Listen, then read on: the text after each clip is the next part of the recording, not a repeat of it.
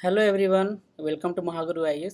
सो दोस्तों, जैसा मैंने प्रॉमिस किया था कि हम लोग बीपीएससी का मेंस का पीवाईक्यू यूज करने वाले हैं, ठीक है। तो इस वीडियो में आज का जो पहला टॉपिक है 17वीं मेंस का पॉलिटी में सबसे फर्स्ट क्वेश्चन यही था, article 32 as the heart and soul of constitution.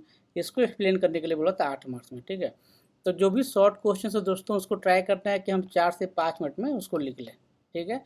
फिर उसका इंट्रोडक्शन 1 से 2 लाइन में होना चाहिए। इंट्रोडक्शन और कंक्लूजन पर ज़्यादा टाइम वेस्ट नहीं करना, सीधे बॉडी पे आना है। तो 1 से 2 लाइन में इंट्रोडक्शन, 1 से 2 लाइन में कंक्लूजन, ठीक है। और ये जो मैं पीवाई कुछ करा रहा हूँ बिल्कुल एकदम आंसर फॉर्मेट में करा रहा हूँ, आपको इसी टाइप से लिखना है। ट्राई करना है कि आप पॉइंट वाइज फॉर्मेट में लिखें, फ्लो चार्ट वगैरह का यूज करते हुए लिखें और ज़्यादा से ज़्यादा पॉइंट्स आर्गूमेंट्स दे सके, ठीक है। क्वेश्चन की डिमांड को एड्रेस करना ये ध्यान में रहेगा, क्वेश्चन में जो पूछा वो लिखेंगे, ठीक है। तो क्वेश्चन क्या है कि आर्टिकल 32 जो है वो हार्ट एंड सोल है कॉन्स्टिट्यूशन का, ठीक है। तो हम इंट्रोडक्शन लिख देंगे कि डॉक्टर अम्बेडकर जो है उन्होंने कहा है आर्टिकल 32 को ये संज्ञा दी है। और ऐसा क्यों कहा है कि हार्ट एंड सोल क्यों है? क्योंकि आर्टिकल 32 ही है जो ये इंश्योर करता है कि फंडामेंटल राइट सिर्फ ऑर्नामेंटल्स नहीं हो, ठीक है, सिर्फ कहने की बातें नहीं हो, बल्कि वो एक्शनेबल हो।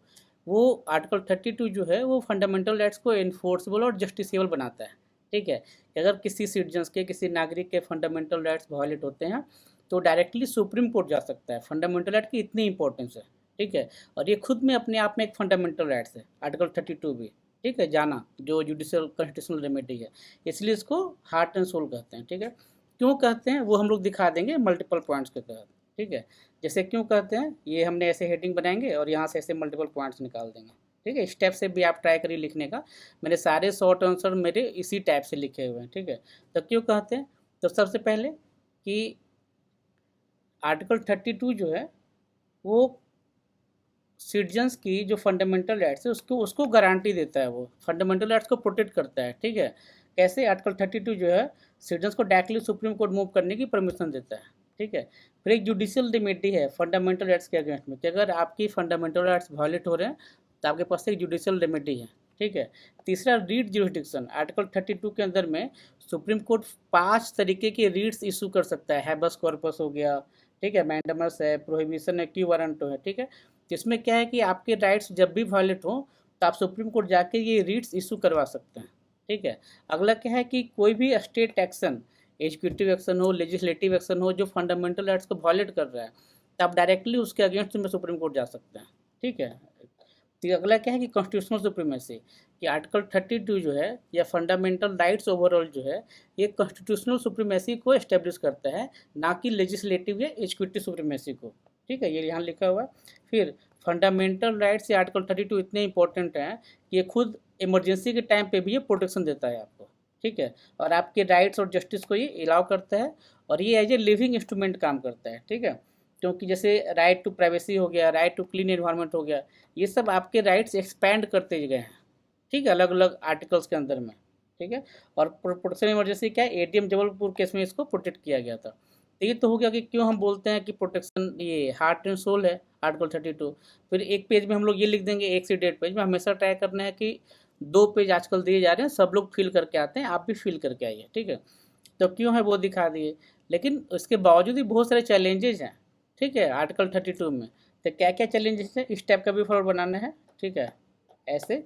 और यहाँ पे 5-6 पॉइंट लिख देना है। पहला क्या है कि आर्टिकल 32 के रिलेटेड ही जो चैलेंज है कि 32 के कारण बहुत सारे सिटीजन जाने लग गए हैं सुप्रीम कोर्ट, तो सुप्रीम कोर्ट ओवर बर्डन हो गया। हम लोग जो बोलते हैं कि जुडिशल पेंडेंसी चल रही है, तो 70,000 से ज़्यादा केसेज अकेले सुप्रीम कोर्ट में पेंडिंग है, ठीक है। दूसरा क्या है कि आर्टिकल 32 वगैरह का यूज करने के लिए लोग पीआईएल फाइल करते हैं, लेकिन आजकल बहुत फ्रीवलस मतलब मिसयूज हो रहा है पीआईएल का। इसीलिए आजकल पीआईएल का क्या नाम हो गया, politically incentivise, politically motivated PIL, पैसा इनकम लिटिगेशन, इस टाइप की चीज़ें, ठीक है। इमरजेंसी के टाइम पे बहुत सारे फंडामेंटल राइट्स सस्पेंड हो जा रहे हैं, ठीक है, ये भी एक इशू है।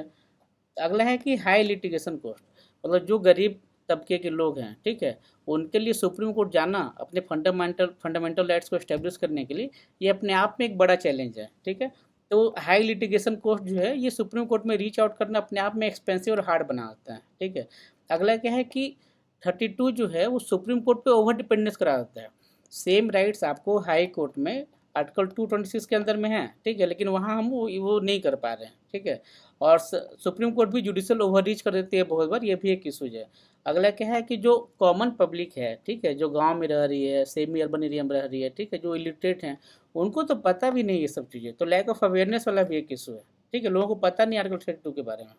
तो ये लिमिटेशंस हो गया। 3-4 अपने को वे फॉरवर्ड डाल देने हैं, क्या क्या वे फॉरवर्ड है, ठीक है। तो पहला तो ये है कि आर्टिकल 32 में हम सुप्रीम कोर्ट को ये कर रहे हैं, तो साथ में हमको हाई कोर्ट को भी स्ट्रेंथन करना चाहिए, जो आर्टिकल 226 के अंदर में सेम पावर उनको है, ठीक है। दूसरा कि लीगल एड को एक्सपेंड करें, चाहे नालसा के तहत, फ्री लीगल एड के तहत, एनजीओ वगैरह को हम लोग इनकॉर्पोरेट कर सकते हैं साथ में, ठीक है। फिर डिजिटल जुडिशरी को डिजिटलाइज करें, ताकि ज़्यादा से ज़्यादा अवेयरनेस हो, और जो रिमोट तबके में भी लोग हैं, गांव में भी लोग हैं, वो लोग भी इस फंक्शन को, इस सर्विस को यूज कर पाएँ, ठीक है। एक्सेसिबिलिटी को हम लोग इम्प्रूव करें, FPIL वगैरह को और एक्सेस बढ़ाएँ, ठीक है, फास्ट ट्रैक बेंचेज करें, और स्पीडी डिस्पोजल करें जो भी इस टाइप के केसेज आते हैं, ठीक है। अगला इसका इंट्रोडक्शन दे देंगे कि आर्टिकल 32 जो है वो इंडियन डेमोक्रेसी का कॉर्नर स्टोन है, ठीक है। क्यों? क्योंकि फंडामेंटल राइट्स को मीनिंगफुल बनाता है, सो दैट वो इन्फोर्स हो सके, ठीक है।